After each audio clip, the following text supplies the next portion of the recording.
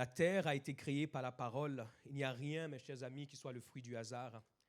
Tout est toujours le fruit de quelque chose.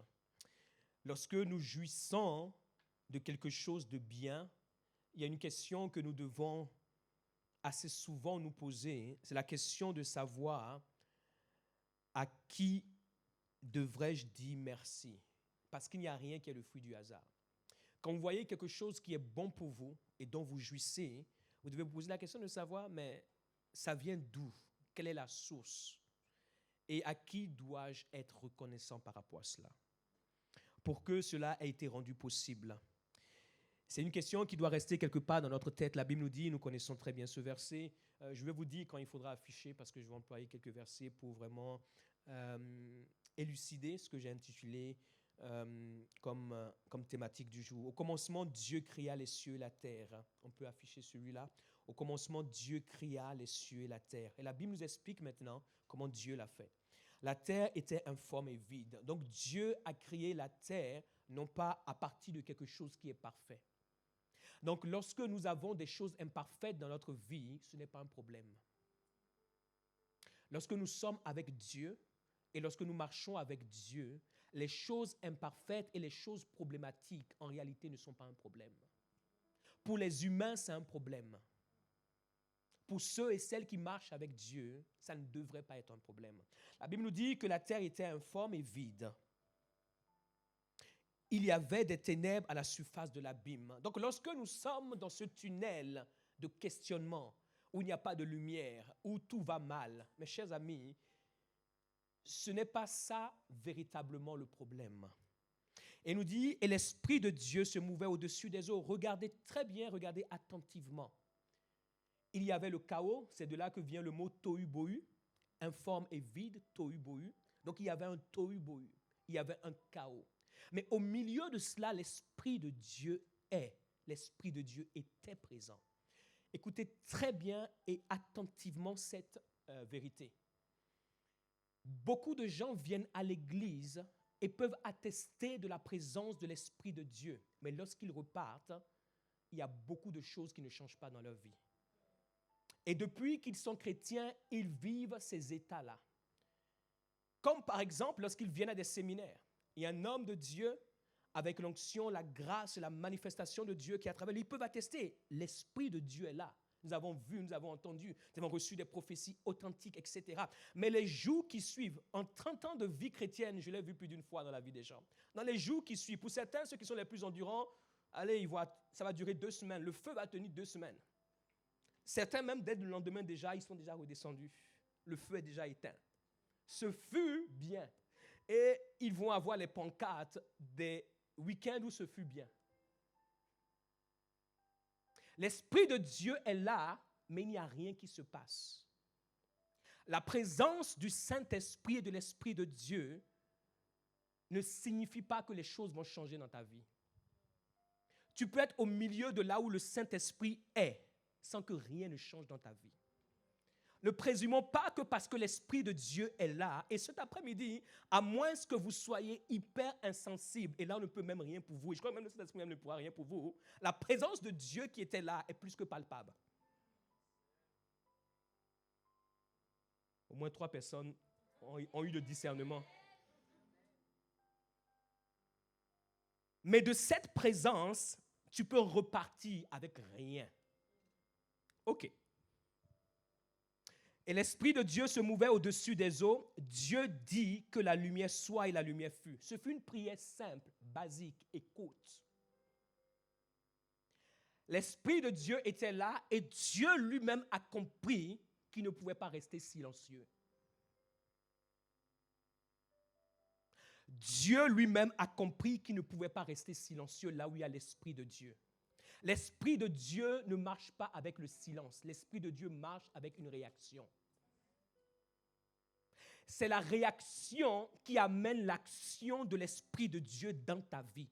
Il est en train de se mouvoir, mais il ne va pas se mouvoir pour toi, même s'il est en train de se mouvoir. Il ne pourra se mouvoir pour toi que lorsque ta réaction sera évidente et alors son action sera manifeste.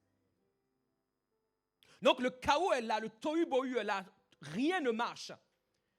L'Esprit de Dieu est présent. Il est en train de se mouvoir au milieu des problèmes, mais il ne change pas les problèmes. Le moment à partir duquel les problèmes changent, c'est quand Dieu dit. Donc Dieu associe la parole à l'Esprit.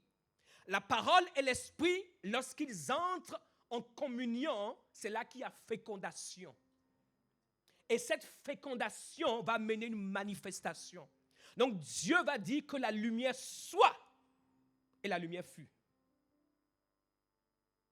Donc chaque fois que l'Esprit de Dieu est présent et que nous sommes silencieux, nous passons à côté de l'opportunité de pouvoir laisser l'Esprit de Dieu amener le surnaturel dans notre naturel.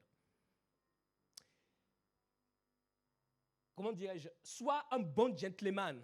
Quand tu viens à l'église et croise tes bras, tu repartiras un bon gentleman. Sois une fille des temps modernes. Croise tes jambes quand tu viens à l'église. Non, gardez vos jambes croisées, je n'ai pas dit ça. Mais on peut croiser ses jambes et parler. Mais croiser ses jambes et être observateur quand tu viens à l'église. Mes chers amis, s'il y a une chose dans ma vie que j'ai comprise, et je bénis Dieu pour cela, je ne suis jamais absolument familier avec la présence de Dieu. Vous ne verrez jamais cela dans ma vie. Jamais de jamais. Des prophéties véridiques, véritables, j'en ai donné dans ma vie. Des guérisons, j'ai déclaré des gens sont guéris. Des délivrances, des démons bizarres, j'en ai chassé. Mais je ne suis jamais familier avec la présence de Dieu. Quand je viens à l'église, c'est comme si c'est la première fois que je viens à l'église. Quand je me lève le matin, écoutez ceci, vous savez pourquoi est-ce que je me mets à genoux facilement? Parce que pour moi, c'est mon rituel. Chaque matin, quand je me lève devant mon autel, je me mets à genoux devant Dieu. Donc pour moi, ce n'est pas quelque chose de nouveau. Je ne suis pas familier avec la présence de Dieu, peu importe là où je suis. Lorsque vous êtes familier avec la présence de Dieu, vous ignorez sa présence et vous passez à côté de votre visitation. Dieu lui-même, avec la présence de son esprit, va s'accorder avec son esprit pour que l'esprit puisse créer quelque chose. OK? La terre était informe et vide, le Saint-Esprit était présent, mais le Saint-Esprit n'était pas manifesté. Pourquoi? Parce que, et vous m'avez entendu plus d'une fois le dire, l'esprit a besoin d'un corps pour pouvoir être manifesté. Et la parole est le corps qui permet à l'esprit d'être manifesté. OK? L'esprit a besoin d'une forme pour être visible. Pourquoi? Parce que par définition, un esprit est invisible. Dieu est au milieu de nous, mais on ne voit pas Dieu. De deux choses l'une. Pour voir Dieu, il faut que votre esprit soit tranchant pour que vous puissiez entrer dans le monde de l'esprit et vous voyez l'esprit. Ou soit, il faut que vous ayez compris ce principe et vous rendez votre vie comme un canal à travers la parole et l'esprit se manifeste et vous voyez l'esprit. Deux choses. Soit vous le voyez avec vos yeux naturels en devenant ce canal qui crée la parole et l'esprit saisit la parole et vous le voyez dans le physique, ou soit vous êtes capable de pouvoir entrer dans le monde de l'esprit pour voir l'esprit. C'est les deux moyens par lesquels vous pouvez voir la manifestation de l'esprit. Mais la plus courante pour tout le monde, c'est de pouvoir devenir ce canal.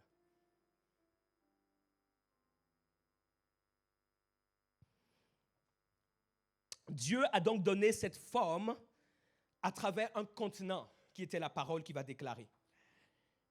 Et la forme et la parole sont, comment dirais-je, sont la même chose. Lorsque la parole est relâchée, il y a une forme qui est donnée pour permettre à l'esprit de pouvoir se mettre à l'œuvre. Et il faut savoir que la parole n'est pas aussi immatérielle que nous pensons. La parole est très puissante, elle est créatrice, on le voit là au commencement de toutes choses. Et lorsque nous savons décoder ce que j'appelle le mystère de la parole, nous pouvons enfanter beaucoup de choses dans notre vie. Enfanter beaucoup de choses dans notre vie. Ma prière pour chacun d'entre nous, c'est que nous puissions entrer dans cette saison d'enfantement. Que nous puissions entrer dans cette saison d'enfantement. Que nous puissions entrer dans cette saison d'enfantement. Que nous puissions entrer dans cette saison d'enfantement. Amen. Au commencement, Jean 1, versets 1 à 4. On peut l'afficher. Au commencement était la parole. La Bible nous dit au commencement était la parole. Et la parole était avec Dieu et la parole était Dieu. Maropoto Santa Cara. Lire la Bible depuis des années est une chose. Comprendre la Bible et appliquer la Bible est une autre chose. Au commencement était la parole et la parole était avec Dieu et la parole était Dieu. Ce qui veut dire que ce qu'on a lu dans Genèse 1 n'est pas le commencement de la parole. Parce que Genèse 1 n'est pas le commencement de Dieu. Genèse 1 n'est pas le commencement de Dieu. Et la Bible nous dit qu'au commencement était la parole. Donc la Bible ne parle pas du commencement de Genèse 1.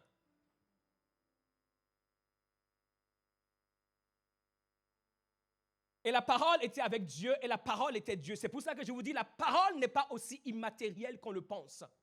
Et si nous comprenons cela, et si cette vérité peut frapper notre esprit aujourd'hui, je vous assure, votre vie va changer par rapport à la parole.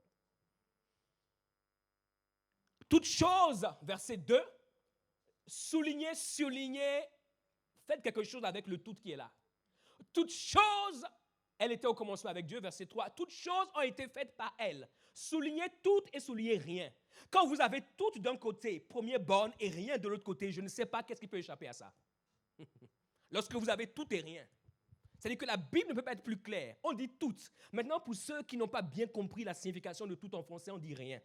Maintenant, ceux qui n'ont pas compris la signification de tout et de rien, même le français ne peut plus rien pour eux. On dit toutes choses ont été créées par elle et rien n'a été fait sans elle. Ça ne peut pas être plus précis. On dit toutes choses ont été créées par elle et rien n'a été fait sans elle. Toutes choses ont été... J'aimerais nous poser la question de savoir qu'est-ce que nous voulons créer qui soit plus grand que ce que Dieu a créé par la parole et nous chercher un autre moyen que la parole pour le créer.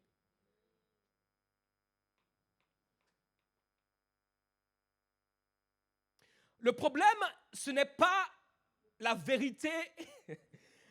Ça, j'y arrive. Le problème, ce n'est pas la vérité que nous ne connaissons pas. Le problème, c'est la vérité que nous connaissons que nous n'appliquons pas.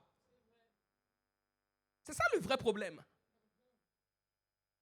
Et c'est la raison pour laquelle les gens tombent dans la tentation de ceux qui leur promettent des choses qu'ils n'ont jamais entendues. Parce qu'ils sont trop familiers avec ce qu'ils doivent savoir. Toutes choses ont été créées par elle et rien de ce qui existe n'a été fait sans elle. Accepter que la terre, mes chers amis, n'est pas du fruit du hasard, c'est une chose. Mais accepter que la terre est le fruit de la parole créatrice de Dieu est une autre chose. La plupart des gens disent, oui, c'est vrai, la terre n'est pas le fruit du hasard. Oui, il y a quelque chose, il y a quelqu'un, peu importe. Maintenant, accepter que cette terre-là est le fruit de la parole créatrice de Dieu, c'est autre chose. Et c'est là où j'aimerais que nous puissions, pour nous, qui sommes les enfants de Dieu, comprendre. Et pour pouvoir accepter cela, que la terre n'est pas juste le fruit du hasard, mais le fruit de la parole créatrice de Dieu, il nous faut la foi. L'ingrédient qui fait que nous savons que la terre n'est pas le fruit du hasard, mais que la terre est le fruit de la parole de Dieu, la parole créatrice de Dieu, c'est la foi. Et c'est ce que l'auteur de l'Épître aux Hébreux nous dit, dans Hébreux 11, verset 1, on peut me l'afficher s'il vous plaît. « Or, la foi est une ferme assurance, nous connaissons ce verset, des choses qu'on espère, une démonstration de celles qu'on ne voit pas. » Il dit, verset 2, regardez ceci. « Pour l'avoir possédé. » Il dit, c'est pour l'avoir possédé que les anciens ont fait quoi? Ont obtenu un témoignage favorable. Le témoignage que nous voulons et auquel nous aspirons dépend et repose sur la dimension de foi que nous avons. Et la foi dont il est question ici, c'est la croyance que Dieu est non seulement Dieu, mais que Dieu est capable et que Dieu fait et que Dieu agit. Il dit, pour l'avoir possédé, les anciens ont obtenu un témoignage favorable, verset 3. Regardez maintenant. Il dit, c'est par la foi que nous reconnaissons que le monde a été formé par la parole de Dieu. Nous avons vu que dans Genèse 1, Dieu a dit, parole, l'Esprit était là et Dieu a formé le monde. Jean 1 nous dit que la parole était avec Dieu. La parole que Dieu a dite n'est pas celle qui a commencé dans Genèse 1, mais cette parole était avec Dieu. Quand ce qui n'existait pas a existé, c'était à cause de la parole. Et il dit maintenant, pour pouvoir comprendre cette vérité-là, comprendre cette révélation, il nous faut la foi.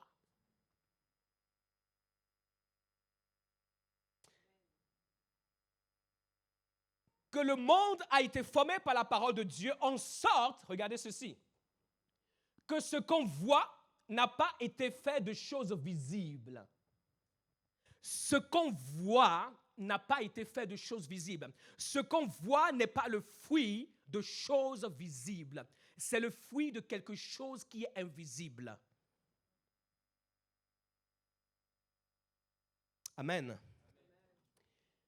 Et je fais une parenthèse, je vais continuer. Et cette foi-là, il faut comprendre que cette foi, ce n'est pas la foi à laquelle nous pensons. Parce que la Bible nous dit dans Romains 10, 17, « Ainsi, la foi vient de ce qu'on entend, et ce qu'on entend vient de la parole de Christ. » Et ici, il nous est dit dans Hébreux 11, verset 3, on reste là, que c'est par la foi que nous reconnaissons que ce qui a été fait n'a pas été fait de choses visibles.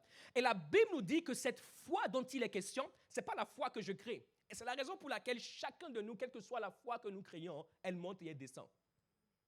Ce n'est pas une foi qui vient de nous. Romains 10, 17 dit que cette foi, elle vient de ce que nous entendons, et ce que nous entendons vient de la parole de Christ. Donc la parole de Christ que nous entendons, elle a en elle une foi qui nous permet de pouvoir savoir que tout ce qui a été créé n'a pas été créé de choses visibles, mais a été créé à partir de choses invisibles. Et parce que nous avons cette foi qui nous permet de comprendre cela, alors nous réalisons que si nous devons créer, nous-mêmes, nous devons nous aligner avec ce que Dieu a utilisé pour pouvoir créer les choses visibles. Et c'est là où on s'en va, comme disent les Québécois.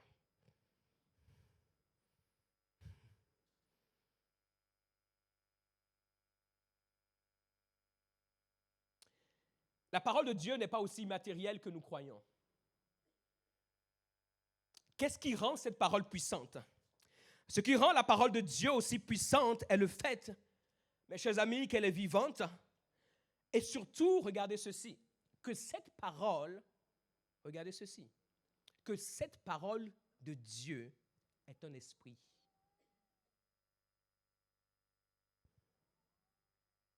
La parole de Dieu est un esprit. Quand dans Jean 1, il nous dit que la parole était au commencement, que la parole était avec Dieu. Dieu est invisible. Il n'y a rien de matériel qui pouvait être dans la sphère de Dieu.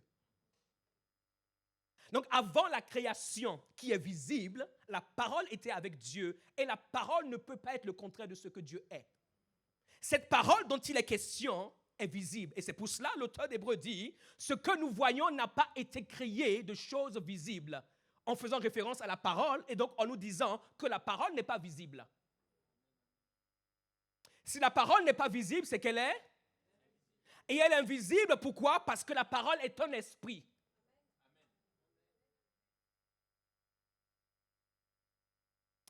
Si tu comprends que la parole est un esprit, c'est une folie de pouvoir jouer avec le Saint-Esprit. Et ensuite, prier le Saint-Esprit pour qu'il réponde à ta prière. Alors que tu viens d'avoir l'expression même d'une folie à son égard. Dis à ton voisin, on va quelque part. Jean 6, verset 63. Regardons maintenant. Tout ce que nous disons se prouve dans la parole. On n'invente pas des choses. Pour cela, il faut avoir les yeux de l'esprit pour comprendre et pour savoir où on va. Il dit, c'est le Seigneur qui parle. Il dit, c'est l'esprit qui vivifie. Ça veut dire quoi?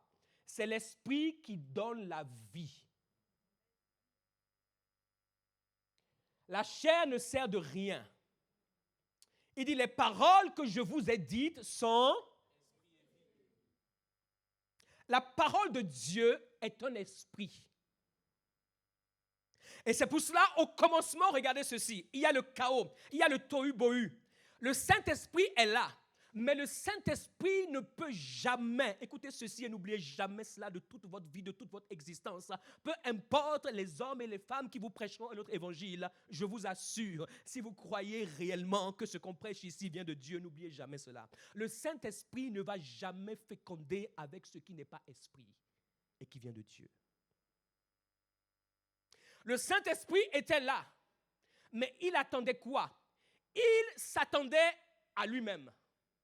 Et quand Dieu a parlé, parce que Dieu est esprit, la Bible déclare que le Saint-Esprit va amener à l'existence ce que Dieu a demandé. Pourquoi? Parce que les paroles que je vous ai dites sont esprit et vie. Donc lorsque Dieu a dit, en réalité, ce n'est pas juste un mot, ce n'est pas juste une phrase, ce n'est pas juste que la lumière soit une belle phrase française, grammaticalement belle. En réalité, ce que Dieu a dit esprit, et l'esprit de Dieu qui était là à ce moment s'est connecté à lui-même et a fécondé quelque chose qui s'appelle la lumière.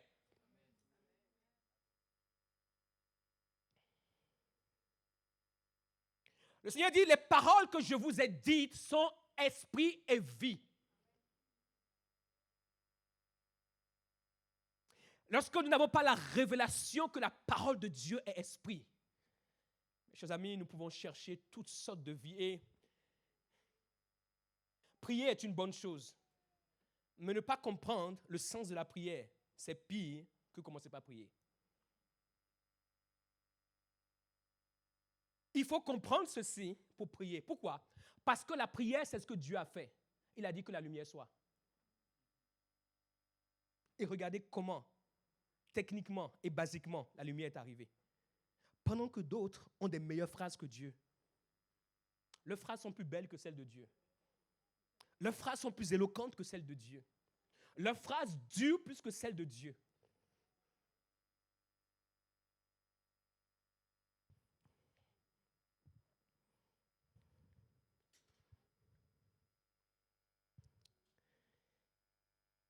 Certains peut-être ne sont pas d'accord. Ça arrive, hein, quand vous êtes un prédicateur. Il ne faut pas assumer que tout ce que vous prêchez, que les gens sont d'accord.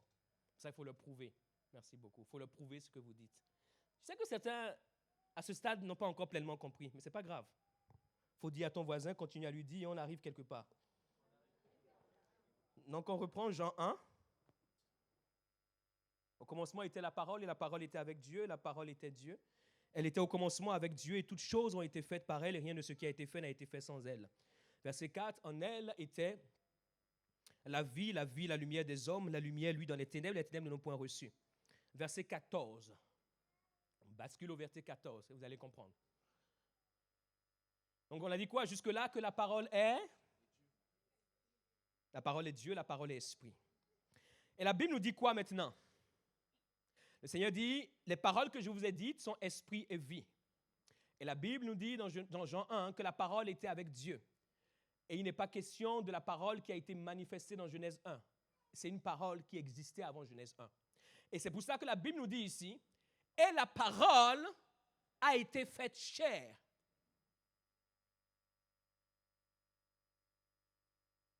La parole que Dieu a dite est devenue chair. Jésus que vous avez vu, pour ceux qui l'ont vu il y a 2000 ans, parce qu'il y a certains qui ont plus de 2000 ans d'âge ici, Jésus que vous avez vu à Nazareth, à Bethléem, en Judée, en Samarie, il est un esprit qui s'appelle la parole et qui a été faite chair. Et la parole a été faite chair et elle habitait parmi nous. Pleine de grâce et de vérité. Et nous avons contemplé sa gloire, une gloire comme la gloire du Fils unique, venu de qui? Du Père.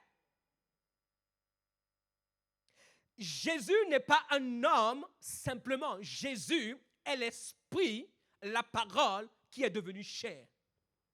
Et c'est la raison pour laquelle, durant tout son séjour sur cette terre, les paroles qu'il disait, le Saint-Esprit acquiesçait cela et manifestait cela.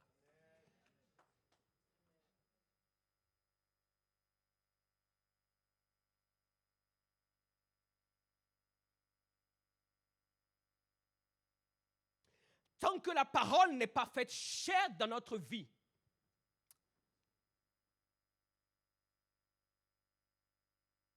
la grâce de Dieu, nous pouvons prier pour elle. Quand la parole est faite chair dans ta vie, la grâce de Dieu, tu l'appelles et elle se manifeste. Quand la parole est faite chair dans ta vie, ce que le Saint-Esprit a déclaré oui, et tu t'alignes avec ce oui, il n'y a rien qui peut s'opposer à cela.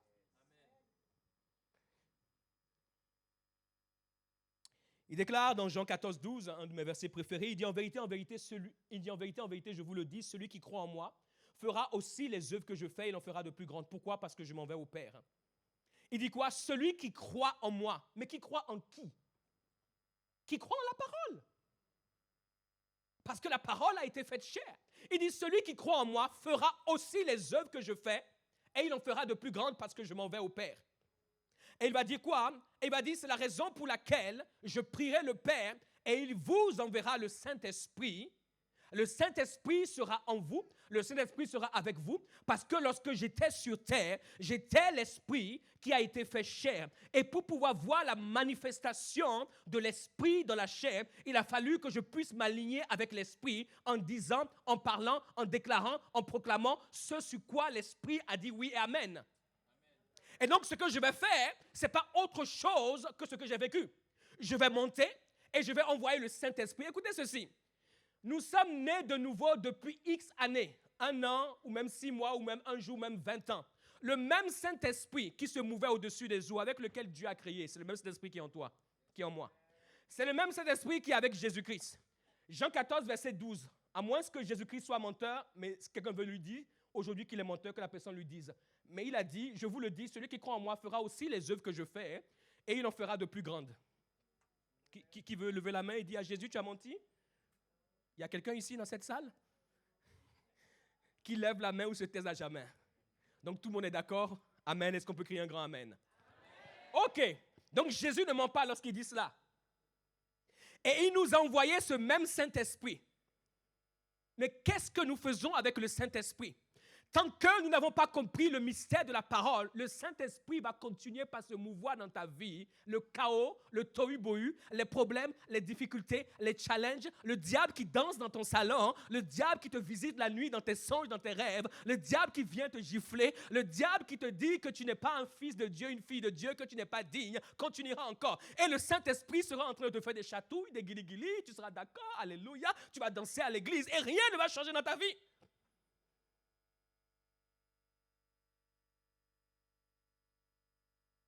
Mais la dernière des choses que les chrétiens aiment, vous savez c'est quoi? C'est la parole. C'est la dernière des choses qu'ils aiment. La première des choses qu'ils aiment, c'est la prière. Viens et prie pour moi. Et si vous ne savez pas faire, ils vont même frustrer votre ministère parce que vous allez commencer par vivre des échecs et des échecs. Vous allez poser la question de savoir, mais pourquoi? Quand je suis avec ce groupe de personnes, j'ai toujours des échecs. Parce que même ta prière, ils ne croient pas. Mais tu as prié. Mais le résultat, c'est que tu as un échec.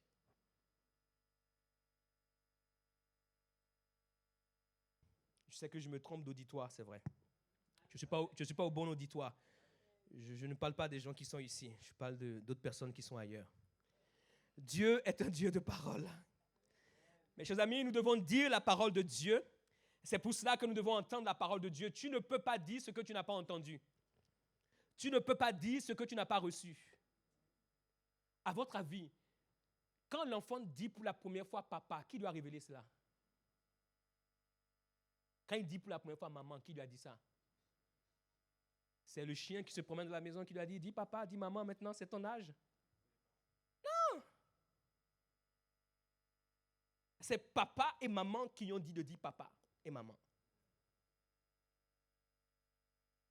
Si vous voulez, faites l'expérience. Dites-leur tonton. Vous allez voir, c'est la première chose qu'ils vont dire. Dites-leur tata. Mais la fierté d'un papa et d'une maman et de la maison, c'est le jeu. On va voir, il va dire quoi en premier, papa ou maman? Parce que c'est ce qu'on lui dit qu'il va dire. C'est ce que nous entendons de la parole que nous allons dire. Et c'est avec cela que le Saint-Esprit va s'aligner pour agir dans notre vie. Bien entendu, il faut comprendre que si nous n'entendons pas la parole de Dieu, j'aimerais vous dire quelque chose de simple et de basique, c'est que nous sommes déjà morts. Si nous n'entendons pas la parole de Dieu, nous sommes déjà morts. Nous vivons peut-être, mais nous sommes déjà morts. Parce qu'il y a beaucoup de choses qui vont mourir dans notre vie. Il y aura le chaos, il y aura le tohu-bohu. Il faut savoir que les mêmes problèmes que nous avons, il y a des gens qui ont les mêmes problèmes et qui ont des solutions différentes. Ne nous trompons pas sur ça. Que personne ne nous montre que ton problème est tellement grand que tu es le seul au monde. Depuis que l'existence existe, il y a des gens qui ont eu des problèmes comme toi et plus grands que toi. Et ils s'en sont sortis. Amen. Il n'y a rien de nouveau sous le soleil. Absolument rien de nouveau sous le soleil. Nous savons que la parole de Dieu, Dieu parle de différentes manières, la parole vient de différentes manières. Et la base de la parole, c'est la Bible. La Bible est la base de la parole. La Bible est la base de la parole. Mais la plupart des chrétiens ne lisent pas la parole de Dieu. Donc la parole que tu dois dire, tu ne la connais pas. La parole qui va permettre à l'Esprit de Dieu de trouver de quoi féconder pour créer la vie, le miracle et les choses dont tu as besoin. Le Saint-Esprit ne trouve pas cela. Il est en toi, il vit en toi. Mais il ne trouve pas cette parole. Si tu ne connais pas la parole de Dieu, tu ne peux pas permettre au Saint-Esprit de commencer par faire certaines choses. Et quand le Saint-Esprit entend certaines paroles, il écoute bien. Il dit non, ça c'est pas la parole du ciel ça. Non, non, non, ce que tu me dis là, c'est la parole qui vient de la terre. Non, non, moi je peux pas faire le mariage avec ça. Non, non, non. Il y a des gens qui peuvent faire des mariages forcés, mais aussi Saint-Esprit ne peut pas lui faire mariage forcé. Ça ne marche pas. On dit Saint-Esprit, mariage forcé maintenant, s'il te plaît, exécute-toi. Non, il refuse. Il ne peut pas lui faire ça. Donc la parole que nous disons, c'est la parole que nous avons entendue. Si tu n'as jamais entendu que tout est possible à celui qui croit, tu ne peux pas la dire. Et quand tu es dans la situation où tout est impossible, et tu dis au Saint-Esprit, je sais que tu es l'Esprit qui rend les choses impossibles possibles. Je l'ai lu dans la parole. Et cette parole est la parole de Dieu. Et cette parole est toi. Et tu étais avant même que l'impossibilité qui m'arrive arrive maintenant. Saint-Esprit, je veux simplement m'aligner avec toi afin que tu démontres une fois de plus que tu as réellement été envoyé par Dieu. Alors je déclare que dans cette situation, ce qui était impossible devient possible. Est-ce que tu as besoin de le ressentir? Si tu oublies, oublie ce qu'on appelle le ressentiment. Quand Dieu a dit que la lumière soit, il n'a pas dit « Oh, j'ai ressenti. Oh, quelque chose s'est passé en moi. J'ai ressenti. Oh là là. Oh, j'ai une décharge spirituelle maintenant. » Dieu a dit. Le Saint-Esprit a entendu. Et le Saint-Esprit s'est exécuté.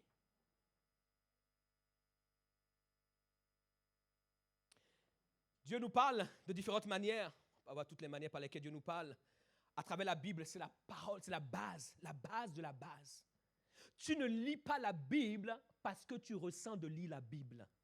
Tu ne lis pas la Bible parce que tu es en forme aujourd'hui. Tu lis la Bible parce que tu as besoin d'avoir la parole en toi. Point barre. Tu lis la Bible parce qu'un jour, tu vas devoir ouvrir ta bouche pour dire une parole avec laquelle le Saint-Esprit va opérer pour ta vie. Point barre. Tu ne lis pas la Bible parce qu'aujourd'hui, tout le monde est gentil avec toi, tout le monde te sourit, la vie te sourit, tu as beaucoup d'argent dans le compte bancaire, etc. Parce qu'un jour, tu n'auras pas d'argent dans le compte bancaire. Là, tu dis quoi? Tu lis la Bible parce que tu as besoin d'être un dépôt de la parole de Dieu. Et devant chaque tohu-bohu, chaque chaos, chaque situation, que cette parole qui a en elle la foi, parce que la foi ne viendra pas de toi quand tu as des problèmes. Oubliez ça. C'est pour cela que la plupart des gens qui prient lorsqu'ils ont des problèmes, quand vous les écoutez, la première phrase, déjà, vous savez où est-ce qu'ils sont. La prière de celui qui a des problèmes, c'est une prière qui fait peur. Parce que quand tu as des problèmes, tu n'as pas la foi. La seule chose qui va donner la foi, c'est la parole qui est en toi, parce que cette foi ne viendra pas de toi. Ce que tu vois te donne la peur. Ce que tu vois t'inspire le manque. Ce que tu vois te fait dire que c'est la fin de ta vie. Mais la parole qui est en toi, la parole de Dieu a en elle la foi. Ce n'est pas la foi qui vient de toi et moi. Ce n'est pas la foi qui vient de nos circonstances, de nos situations, de notre histoire. Cette foi-là, elle ne tient pas. La parole de Dieu en elle-même, elle est la foi. Et quand cette parole est en toi, et lorsqu'elle va sortir, elle va te parler à toi-même. Elle va t'encourager toi-même. Elle va te pousser à espérer toi-même. Parce qu'elle a en elle la foi. Mais tu as besoin d'avoir cette parole. Tu te retrouves dans une situation, un verset que tu as appris il y a 2 ans. Comment se fait-il par hasard, comme disent les gens? Par hasard, la chose m'a dit ce verset. C'est qui cette chose-là? C'est d'abord le Saint-Esprit, ce n'est pas une chose. Le Saint-Esprit a fait remonter ce verset en toi. Pourquoi? Parce que dans cette situation, tu avais besoin de cette parole pour lui permettre d'agir. Aussi simple que cela soit.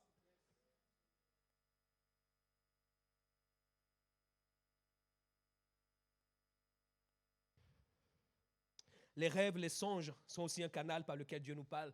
Dans Job, la Bible nous dit que tantôt Dieu parle d'une manière, tantôt d'une autre. Quand tes rêves et tes songes sont attaqués, il faut savoir que c'est l'un des moyens par lesquels l'ennemi s'assure que tu n'entendes pas la parole de Dieu. Pourquoi? Parce que quand Dieu te parle à travers des songes et tes rêves, il te montre ce que tu dois faire et déclarer quand tu te lèves.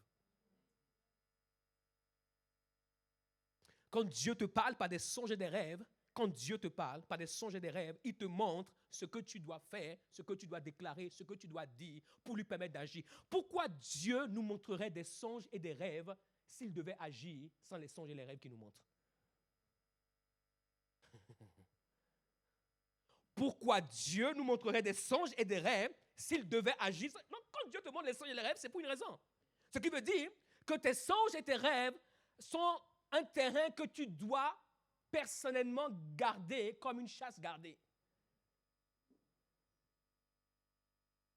Il y a certains, le jour, Dieu cherche tous les moyens de pouvoir leur parler, mais ils sont trop distraits. Il dit, bon, ok, on va donner une seconde chance la nuit. Puis la nuit, quand la nuit vient, même pour Dieu, c'est difficile de pouvoir faire éruption dans la nuit. Mais la nuit doit être le moment où nous sommes tous allongés et le chirurgien peut faire l'opération tranquillement. Donc même avant de dormir, il y a une certaine manière de prier. Pour que tes songes, pour que tes rêves soient le canal que Dieu utilise et non pas le moyen que le diable utilise pour polluer. Je ne vais pas m'attarder sur ça, on pourra développer cela une autre fois. L'un des moyens par lesquels Dieu nous parle aussi, c'est à travers les humains. Écoutez ceci. C'est un moyen que nous négligeons absolument. Quand Dieu veut nous parle à travers la parole, il nous parle à travers des songes, à travers des rêves, à travers des expériences, et il nous parle à travers des humains. Un jour, Moïse reçoit la visite de son beau-père Jéthro. Et le beau-père vient le voir parce qu'il a entendu de bonnes choses à son sujet. Et lorsque son beau-père s'assoit pour regarder comment sa journée se passe, son beau-père va remarquer qu'il y a des choses bizarres qui se passent. Et à la fin de la journée, il va lui dire, mon beau-fils, viens, j'ai un conseil à te donner. Il va dire, oui papa, il n'y a pas de problème, tu peux me parler. Il dit, la manière dont tu gères les gens et la manière dont tout le monde vient à toi pour pouvoir recevoir une direction, ce n'est pas une bonne chose. Si tu continues comme cela, tu vas mourir et le peuple que Dieu t'a donné mourra aussi. Voici le conseil que je vais te donner. Et par la grâce de Dieu, ce conseil sera profitable pour toi. Et Moïse va recevoir ce conseil et Moïse va s'exécuter avec ce conseil.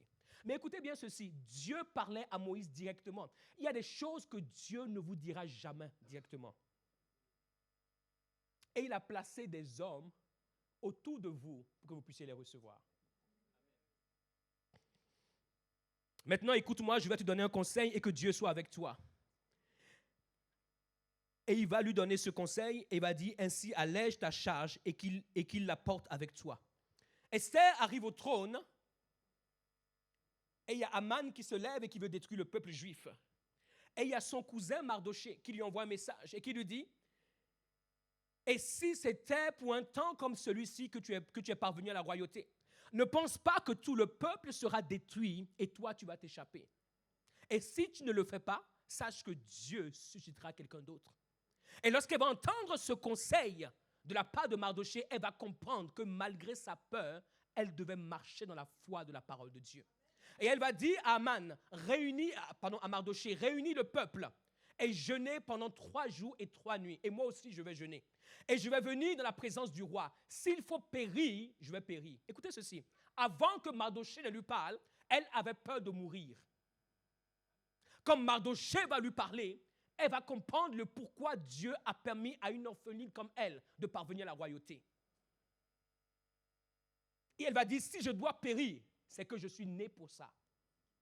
La parole qu'il va lui donner va inspirer quelque chose en elle et elle va déclarer quelque chose. Elle va déclarer un jeûne de 3 jours, de 3 nuits. Et lorsqu'elle va se présenter devant le roi alors qu'elle n'était pas appelée, le roi va accepter sa doléance. Achitophel. C'est une histoire que j'aime beaucoup. Vous savez, quand le roi David est arrivé sur le trône et qui va prendre la femme d'Uri, Bathsheba, Dieu va déclarer une parole prophétique. Il va lui dire, l'épée viendra dans ta maison. Et l'une des manières par lesquelles l'épée est venue dans sa maison, c'est quand son fils Absalom, dans la rébellion, va vouloir se venger de son frère, mais aussi va prendre le trône. Et le roi David va se retrouver à fuir. Et à un moment donné, quand David était sur le point de fuir, il va apprendre une nouvelle. Il va apprendre que Achitophel, qui était un de ses plus grands conseillers, était maintenant allié avec son fils. Le problème de David, Même si c'était le fait que Absalom ait pris le trône, mais il avait un problème plus grand. Vous savez, le problème de David, c'était quoi? C'était que Achitophel soit maintenant allié avec Absalom. Et vous savez pourquoi?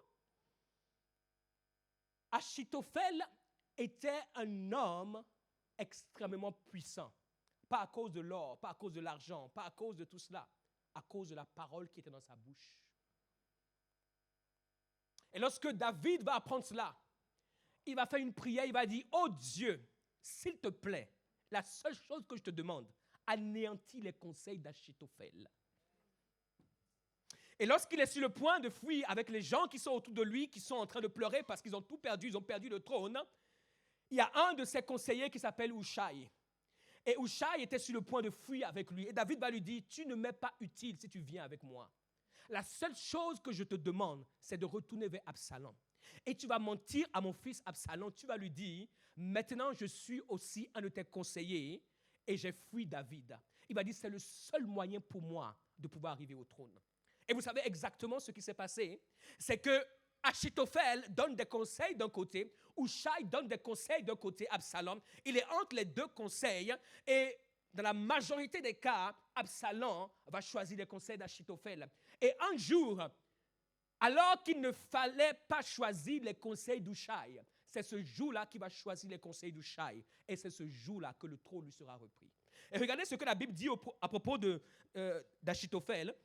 Dans 2 Samuel 16, 23, les conseils donnés en ce temps-là par Achitophel avaient autant d'autorité que s'ils l'ont eu consulté Dieu lui-même. Il en était ainsi de tous les conseils d'Achitophel, soit pour David, soit pour Absalom. Quand Dieu veut te parler, Dieu ne te parlera pas toujours par la parole. Dieu ne te parlera pas toujours par des songes et par des rêves. Dieu te parlera des fois par des hommes, par des femmes. C'est pour cela j'aime prêcher sur l'humain. C'est l'une des clés pour entrer dans sa destinée. Ceux qui fuient les humains, je vous assure, vous allez passer à côté de ce que Dieu veut vous dire pour vous préserver. David, Dieu a prophétisé sur lui par la bouche du prophète Samuel, il n'avait plus le trône. C'est un homme qui lui a permis de pouvoir ravir le trône à son fils, c'est Hushai. Si tu n'as pas dans ta vie des hommes et des femmes que tu sais que tu peux écouter, et en les écoutant, tu écoutes Dieu. Lisez très bien ce que le verset dit.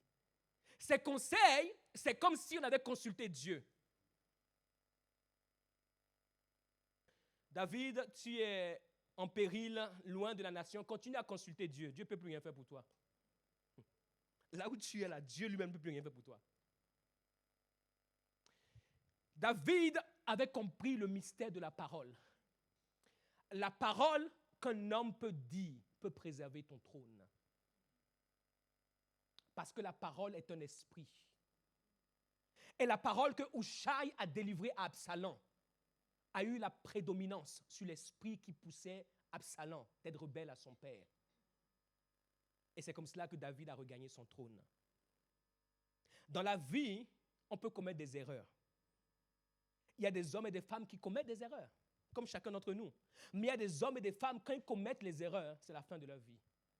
Et il y a des hommes et des femmes, quand ils commettent des erreurs, ils ont des hommes et des femmes qui peuvent parler pour eux. Je prie qu'il en soit ainsi pour toi.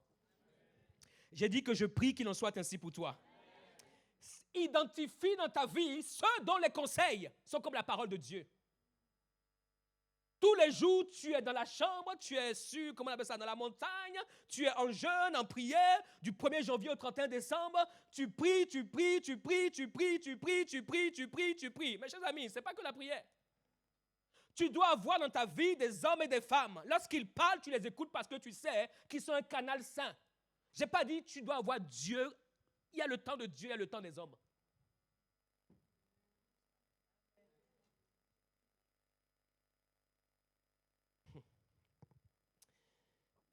Et là, on parle, les Hushai, c'est que des simples hommes, hein? Des Achitophel, des hommes que tu dois avoir autour de toi. Un roi, sans un Hushai, sans un Achitophel, son trône est détruit. Et il y a quelques années, je m'intéressais beaucoup à la politique, parce que je fait de la politique. J'aimais bien discuter, palabrer. Mais bon, le Seigneur a dit, ce n'est pas pour ça que je t'ai appelé. Un vrai président, ce qui fait sa présidence, ce sont ses conseillers. Vous ne pouvez pas vous imaginer le nombre de conseillers qu'il y a autour d'un président. Ils ont des conseillers pour tout. Leur présidence est bonne, pas à cause d'eux, à cause de leurs conseillers. Il y a des conseillers qui sont une architecture de ce qu'un pays devient.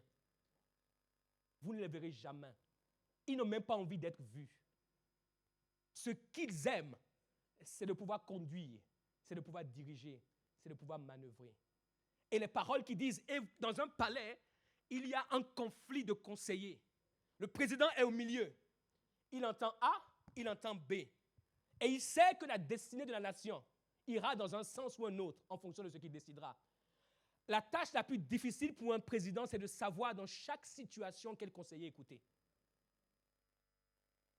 Parce que le conseiller qui a dit vrai hier, demain, ce n'est pas forcément celui qu'il faut écouter. Ça, c'est la chose la plus difficile pour un président. Tout le reste, je vous assure, c'est un peu de théâtre. Tout le reste, c'est un peu de théâtre. Et parmi les hommes, de manière générale, on a vu les Achitophel, les Hushai, on peut citer encore d'autres, les Jéthro, les Mardoché. Tous ces hommes n'étaient pas des hommes de Dieu. Maintenant, parmi les hommes, vous imaginez, autour de vous, il y a des hommes que Dieu a préparés. Quand je dis hommes, hommes et femmes, que Dieu a préparés pour vous aider. Je prie que vos yeux puissent s'ouvrir. Mais mes amis, je prie que vos yeux puissent s'ouvrir pour les voir. Il y a des problèmes pour lesquels vous priez. Vous n'avez pas besoin de prier. Et c'est la raison pour laquelle Dieu ne répond pas à ces prières, parce que Dieu a pourvu déjà la réponse dans la bouche de quelqu'un. Maintenant, au milieu de ces hommes, il y a des hommes que Dieu s'est choisis.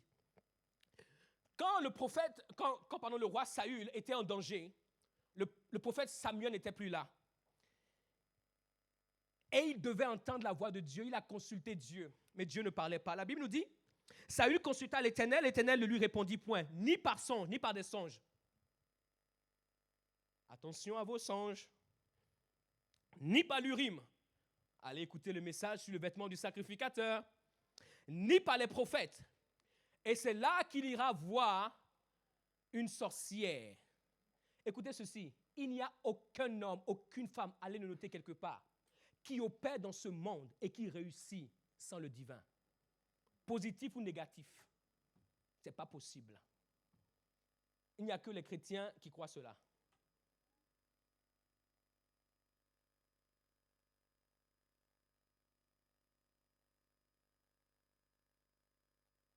Il perdait la bataille devant les Philistins. Il consulte l'Éternel par ceci, par cela, par les songes. C'est-à-dire qu'avant de dormir, il dit, Éternel, parle-moi, visite-moi cette nuit par des songes, montre-moi ce que je dois faire. Je dois aller à gauche, à droite. Quelle stratégie opérer? Dieu ne dit rien. Pas l'Urim, Dieu ne parle pas. Il va même voir les prophètes de Dieu. Les prophètes disent, Dieu n'a rien dit. À moins que ce soit des faux prophètes, là, ils vous disent, Dieu a dit. Et vous savez ce qu'il va faire? Tellement dans le désespoir, il va aller chercher une sorcière.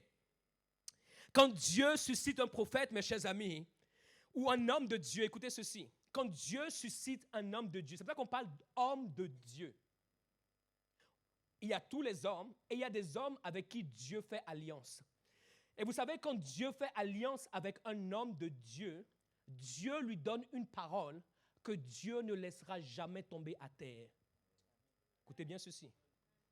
Quand Dieu se choisit un homme, une femme, Dieu fait toujours alliance avec cette personne par rapport à une sphère, par rapport à un périmètre. Et la parole qui sortira de cette personne, parce qu'il faut la parole pour que l'esprit opère. Donc quand Dieu se choisit des hommes et des femmes de Dieu, c'est parce que Dieu sait qu'il n'y a rien qui s'opère sur terre par l'esprit de Dieu, sur la parole de Dieu. Et donc Dieu va faire alliance avec eux et Dieu va placer une certaine parole dans leur vie. Et quand cette parole sort, parce que Dieu est en alliance avec eux, Dieu s'assurera que cette parole ne tombe point. Mais par contre, celui ou celle qui reçoit cette parole peut faire en sorte que cette parole tombe.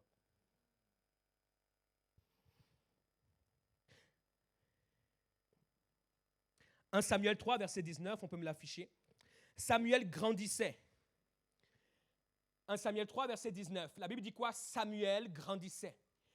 Il était dans la maison de l'Éternel. Écoutez ceci. L'Éternel était avec lui parce que l'Éternel l'a choisi. Donc Dieu a fait alliance avec lui. Il est devenu le jeune Samuel qui a migré vers le serviteur de Dieu. Ça veut dire quoi? Sa vie devient maintenant un service pour Dieu. Sa vie devient un instrument de Dieu. Sa vie devient un canal de Dieu. Où Dieu qui est esprit, qui ne peut pas venir sur terre, va entrer à travers lui pour dire sa parole, afin que sa parole, si elle trouve par l'Esprit une parole, puisse maintenant féconder quelque chose. Donc, la Bible nous dit que l'Éternel était avec lui, et parce que Dieu a fait alliance avec lui, et il ne laissa tomber à terre aucune de ses paroles. Parce que la parole est Dieu. Si Dieu laisse tomber à terre ses paroles, c'est que Dieu se laisse tomber.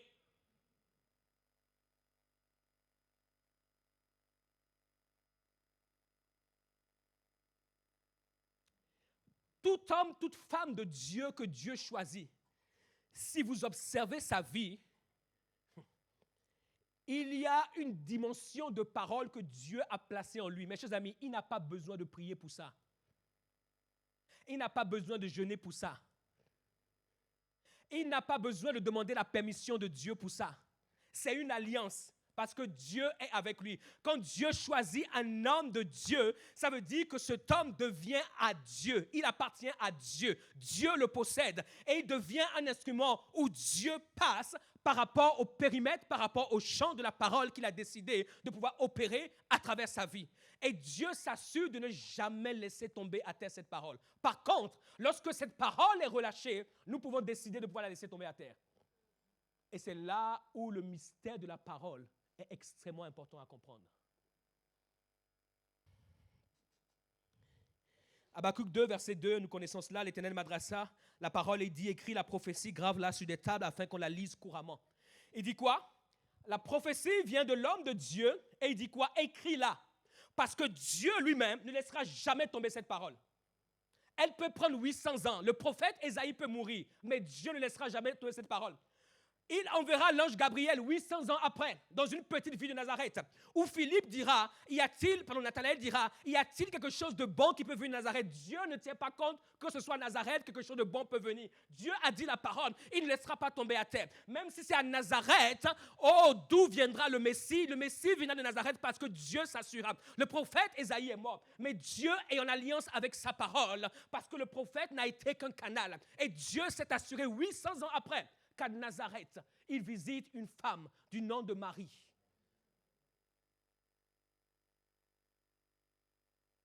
Il dit, écris-la, prophétie.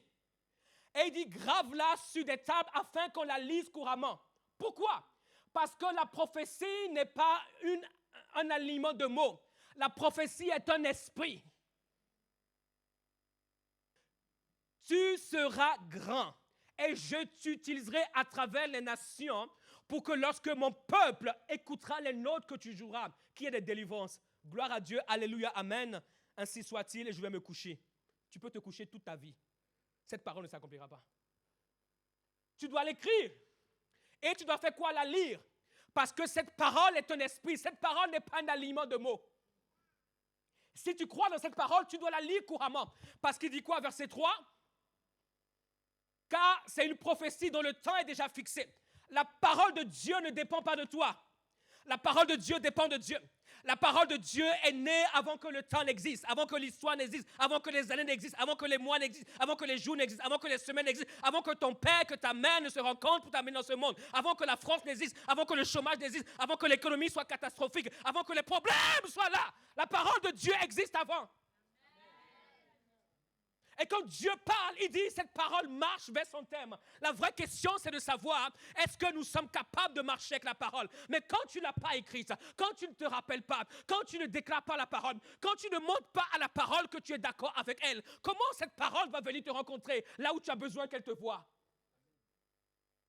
Nous ne croyons pas dans la parole comme nous devrions croire.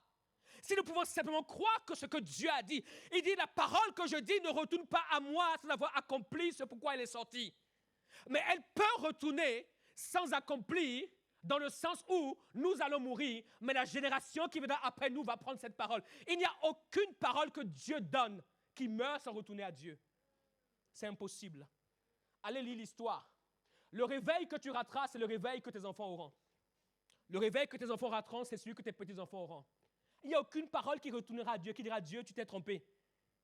Il y aura toujours un homme, une femme qui se lèvera à un moment donné dans ta famille, qui fera ce que tu n'as pas fait. Térak a reçu la parole de pouvoir aller à Canaan. Il n'a pas pu aller à Canaan, mais Abraham est allé à Canaan.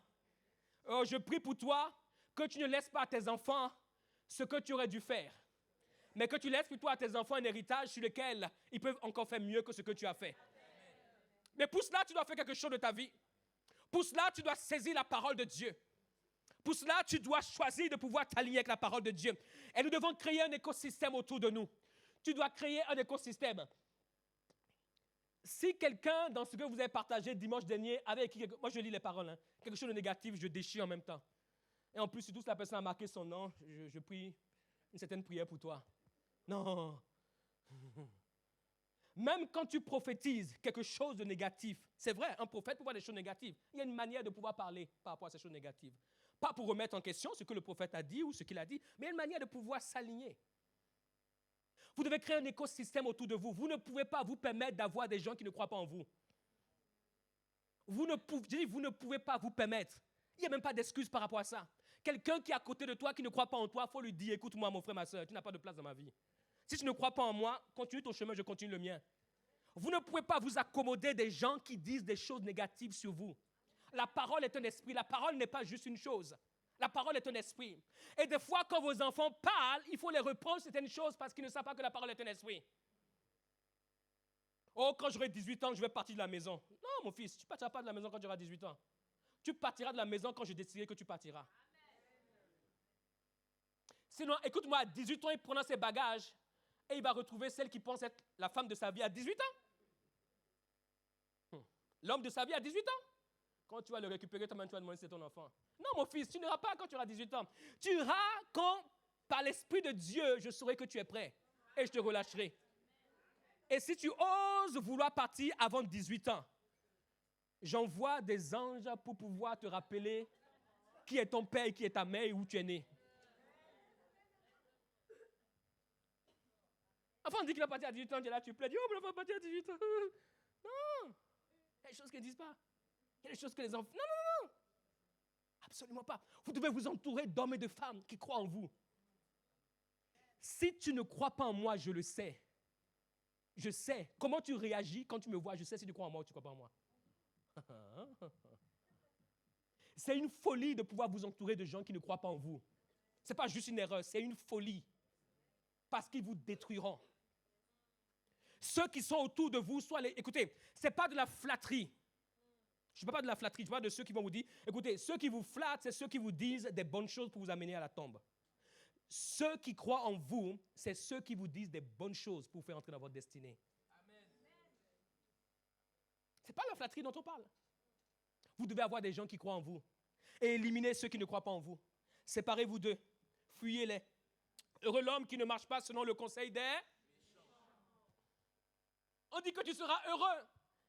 Si tu écoutes leurs conseils, ils disent, oui, bon, pasteur, merci pour la vision que Dieu t'a donnée, mais vraiment dans les temps que nous sommes, mon frère, ma soeur, je bénis vraiment ta sagesse pour les temps dans lesquels nous sommes, mais le temps dans lequel Dieu m'a parlé n'a rien à voir avec le temps présent.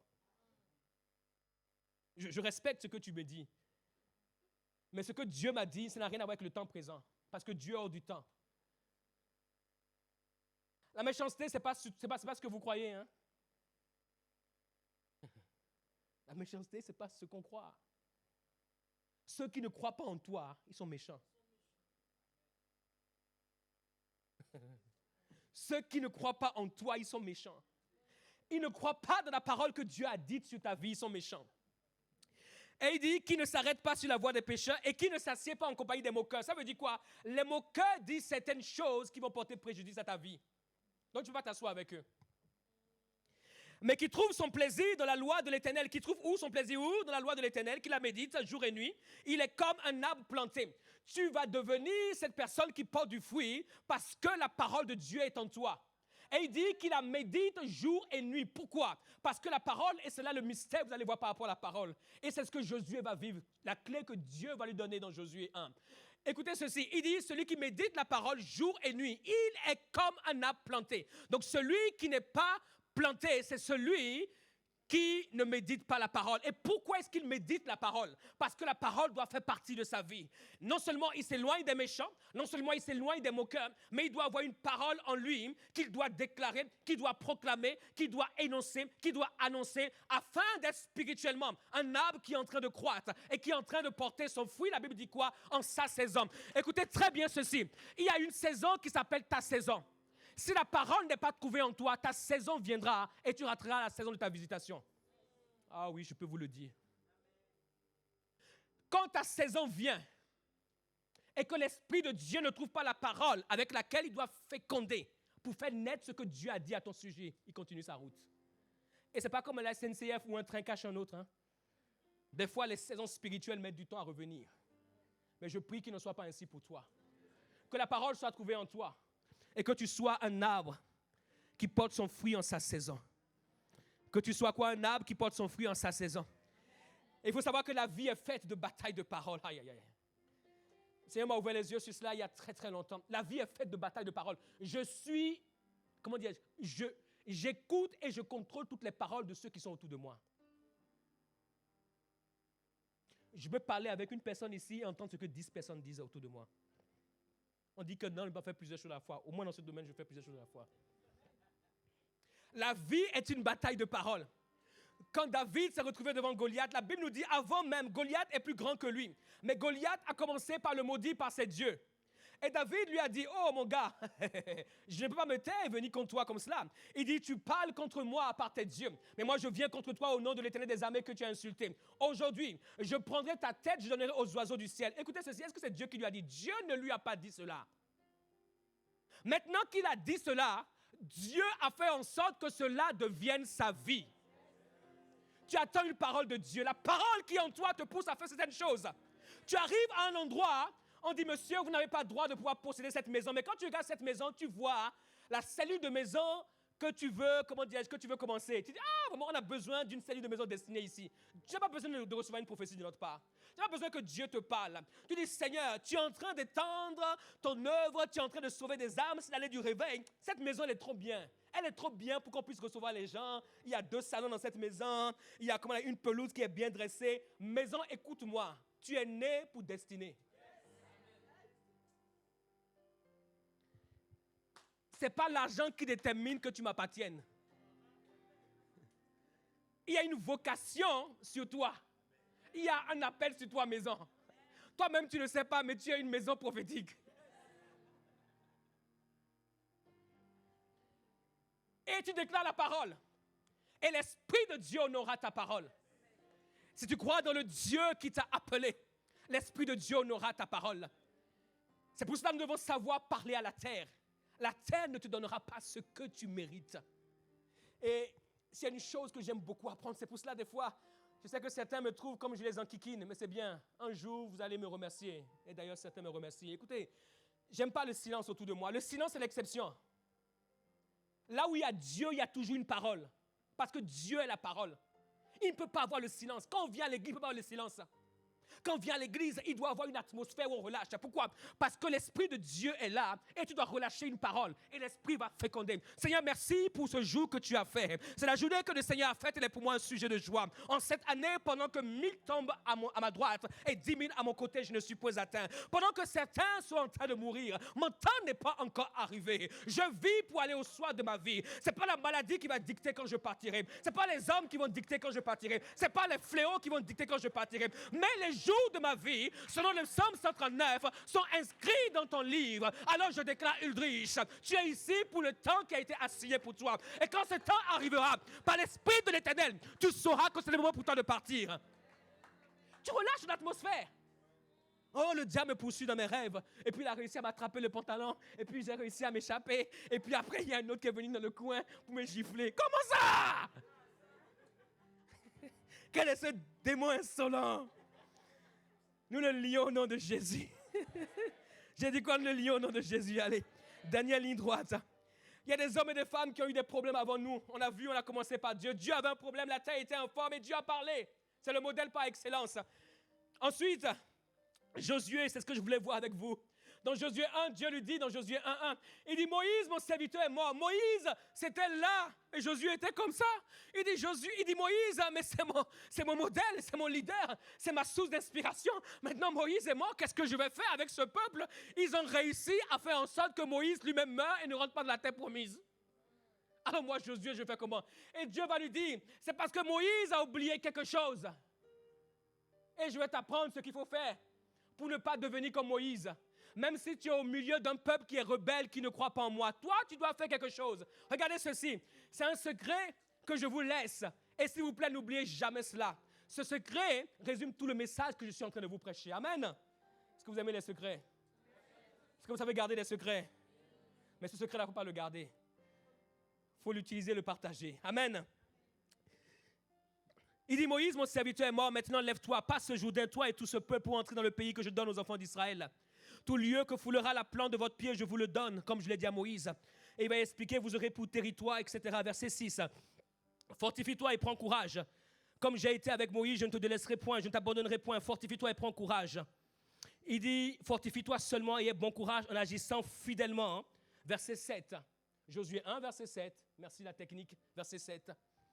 En agissant fidèlement selon toute la loi que Moïse, mon serviteur, t'a. Ne t'en détourne ni à droite, afin de réussir. Verset 8, regardez la clé. Il dit que ce livre de la loi ne s'éloigne point. Médite-le pour agir fidèlement selon tout ce qui est écrit, car c'est alors que tu auras du succès dans tes entreprises, c'est alors que tu réussiras. Mais il dit quoi? Que ce livre ne s'éloigne point d'où? De ton cœur? De ta bouche. Pourquoi? Parce que la parole doit toujours être dans notre bouche. C'est la parole qui est dans notre bouche qui fait mouche. Celle-là, je ne l'ai pas préparée. C'est la parole qui est dans notre bouche qui fait mouche. Il dit que ce livre de la loi soit dans ta bouche. Il dit qu'il soit dans ta bouche. Cela veut dire quoi, mes chers amis? Si tu n'as pas appris la parole, elle ne sera jamais dans ta bouche. Et si la parole n'est pas dans ta bouche, tu ne pourras jamais la relâcher. Et si tu ne relâches pas la parole, l'esprit qui est là, qui veut agir pour toi, n'aura pas une matière avec laquelle il va s'unir. Écoute-moi, peu importe tes origines, peu importe ta grandeur, ta petitesse, peu importe qui tu sois, même si tu es Josué, tu es faible, même si Moïse est mort, même si dans ta famille, il n'y a plus personne qui vit, tu es le seul. Avec toi et la parole de Dieu, Dieu peut changer les situations, les circonstances pour toi. Mais il y a une condition, il y a une chose que je ne peux pas faire, c'est être la parole dans ta bouche. Tout le monde se marie, et quand tu vois le mariage, tu pleures, tu dis, je n'aurai pas autant d'argent pour faire un tel mariage. Quelle est la parole qui est dans ta bouche? Copine, vous vous êtes endetté pour votre mariage. Je vous souhaite du courage pour payer les dettes. Mais pour moi, je ne dépenserai même pas 1 euro, si ce n'est que l'euro pour mettre sur l'autel de Dieu, pour dire merci à Dieu. Parce que tous les milliers d'euros de ce mariage seront payés avant même que le mariage n'ait commencé. Ah, là, ils disent Amen, ils disent Amen. Josué avait un problème. Le prophète Ézéchiel s'est retrouvé dans la vallée des ossements desséchés. Dieu lui a dit, est-ce que ça peut revivre? Il dit, Dieu, tu le sais, comme les chrétiens disent, Seigneur, tu le sais. Ils disent, s'ils prêtent à Dieu, demain on se voit. J'ai dit, non, ils ne prêtent pas à Dieu, demain on se voit, mon frère. La grâce de Dieu est là, demain on se voit. Ce n'est pas le temps que je puisse mourir, demain on se voit. Si Dieu veut, Dieu a déjà voulu, demain on se voit. Imaginons que dans la nuit, Dieu décide maintenant de me rappeler pour dire qu'il a besoin de moi. Non, Dieu, tu n'as pas besoin de moi. Je suis encore sur terre pour travailler pour toi. Et des fois, nous disons, Amen, si Dieu veut, on se voit demain. Et puis la nuit, tu es parti comme ça, tu arrives au ciel, tu dis, ah Seigneur, je ne pensais pas. Il dit, mais tu as dit que je veux. Maintenant, je veux. Viens. Est-ce que tu as fini de faire tout ce qui est... Quand tu dois partir, tu dois savoir. Parce qu'en fait, tu seras vide de quelque chose. Et quand tu regardes autour de toi, tu n'as plus rien à faire. Tu dis, mon chat, viens maintenant me chercher. C'est les gens qui sont autour de toi qui sont surpris. Quand tu es vide de ce que Dieu a placé en toi, tu sais que c'est le moment de partir. Tu n'es pas vide. Mais le diable a suscité la peur. Tu as peur. Avant de dormir la nuit, tu regardes si toutes les fenêtres sont fermées, toutes les portes, on ne sait jamais, il y a un démon qui va venir, un esprit de famille, de ceci, cela. Je crois que c'est John Wesley. Un jour, il dort, Et je crois que son lit est en train de bouger. Et il se réveille. Il voit le diable lui-même. Et il dit, Satan, c'est que toi? Good job. Il s'est rendormi. Il sait qu'il ne peut pas mourir. Satan lui-même est venu pour bouger son lit. Il dit, c'est que toi? Oh, je pensais que c'était quelqu'un de plus grand que toi. Mais ce n'est pas grave. Il n'a même pas prié. Il n'a même pas jeûné. Il n'a rien fait. Il ne peut pas partir. Il dit, c'est que toi? Je suis encore là pour un moment. Et je déclare que tu es encore là pour un moment.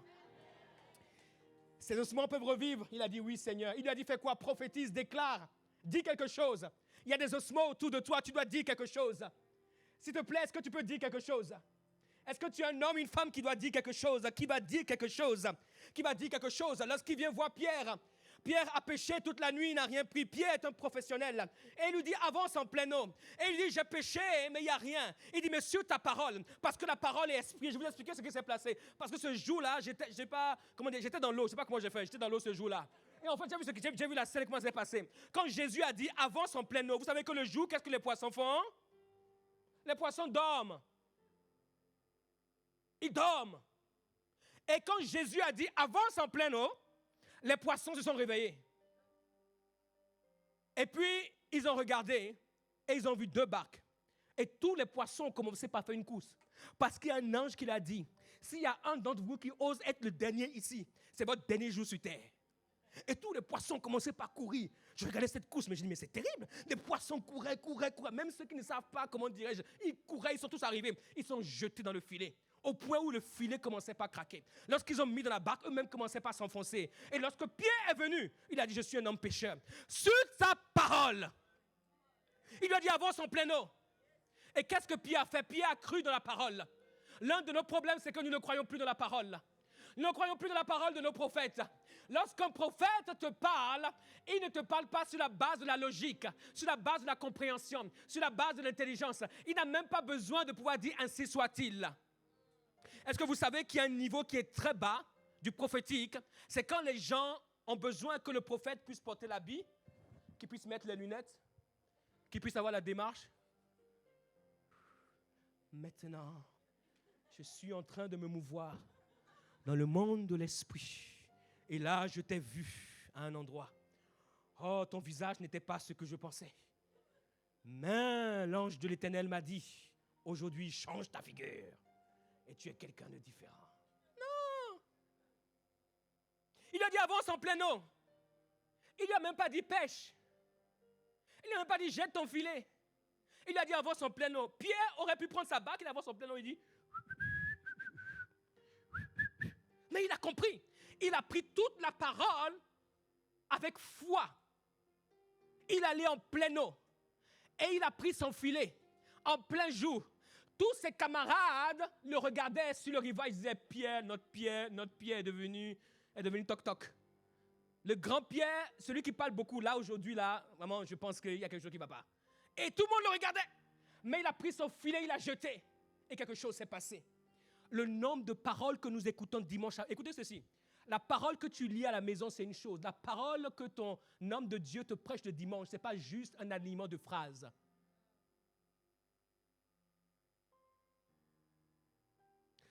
Un homme dont Dieu se sait, quand il veut faire quelque chose dans la vie de ses enfants, il donne une parole spécifique. Je vous l'ai dit dimanche dernier, on va parler de pêle-mêle, conseil pêle-mêle. Mais il a dit pêle-mêle, là, c'est bon, c'était pour dimanche dernier, c'est fini. Il dit là maintenant, et j'ai compris par rapport à ce qu'on a vécu tout à l'heure, par rapport à l'enfantement. Quand tu es sur le point de pouvoir enfanter, tu dois pouvoir déclarer certaines choses, parce que le dragon va vouloir prendre. Quand notre fille est née, le Seigneur m'a donné, je suis une créature merveilleuse, et dans le sein de ta mère, je t'avais tissé. Et cette parole, on l'avait mise sous sa couveuse. Et chaque matin, quand je venais, je déclarais cette parole. Chaque jour, pendant presque 3 mois. Et le corps médical, un jour, ils sont venus, ils ont dit, vous êtes les premiers parents qu'on a vus avec une aussi grande tranquillité et qui n'ont jamais posé de questions. Pourquoi? Parce qu'on connaissait l'issue de sa vie. La parole te donne une issue. La parole crée une solution pour toi. Mais qu'est-ce que tu dis avec la parole? Est-ce qu'on peut se lever? Nous espérons que vous avez été édifiés et inspirés par cet enseignement. Nous vous invitons à continuer à nous suivre via nos réseaux sociaux. Si vous le souhaitez, vous avez la possibilité de soutenir notre vision de former des disciples authentiques à travers nos liens PayPal, Helloasso et RIB. Nous nous réjouissons aussi à l'idée de vous accueillir lors de nos célébrations hebdomadaires dont les horaires sont indiqués sur nos pages Instagram et Facebook. Demeurez abondamment bénis